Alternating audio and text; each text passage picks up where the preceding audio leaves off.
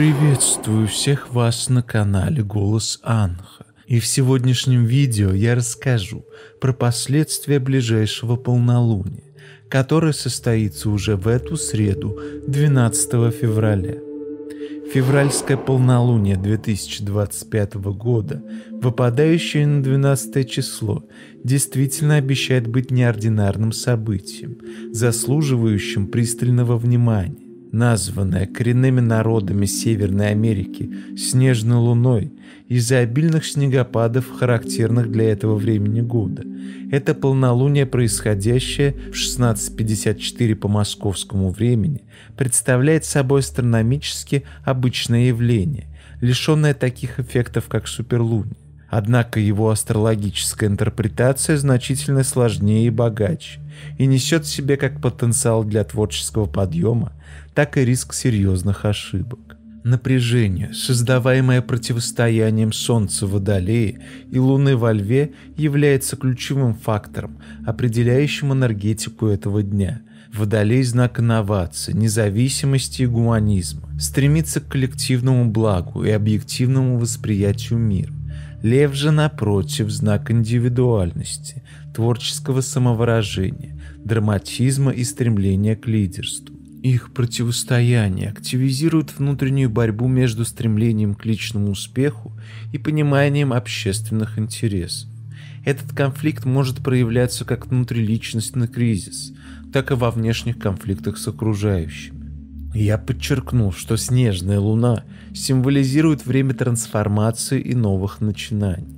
Однако такая трансформация может носить как позитивный, так и разрушительный характер, в зависимости от того, насколько осознанно человек будет принимать решения в этот период.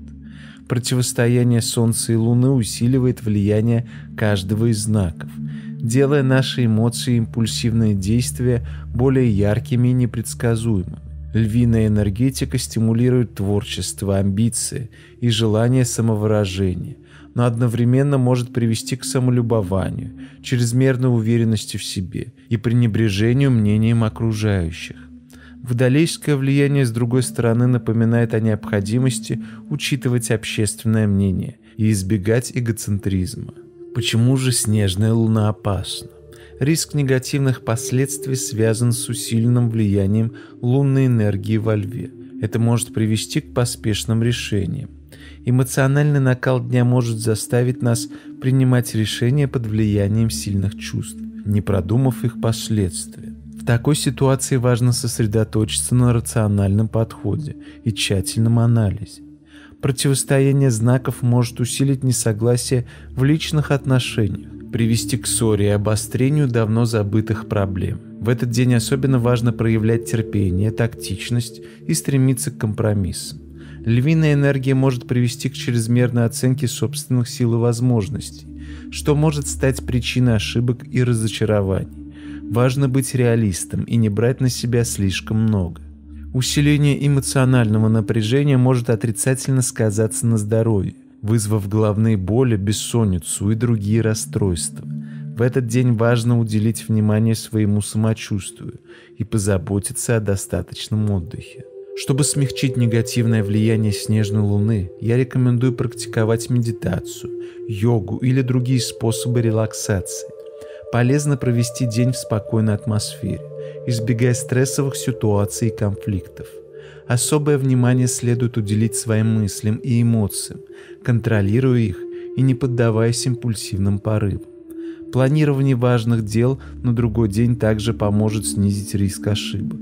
В целом, полнолуние 12 февраля этого года – это время выбора. Выбор между конструктивным использованием своей энергии и подавлением негативных эмоций. Осторожность, самоанализ и рациональность – ключевые факторы для благополучного преодоления этого периода. Не забывайте, что астрология – это инструмент для самопознания и планирования, но не абсолютная истина. Ваши действия и решения остаются за вами, и именно они определяют, каким окажется для вас это полнолуние – временем больших достижений или периодом неприятных последствий. А на сегодня это все и помните. Изучению астрономических и астрологических событий, таких как полнолуние, позволяет нам лучше понимать влияние космических ритмов на нашу жизнь и подготовиться к возможным вызовам. До новых встреч!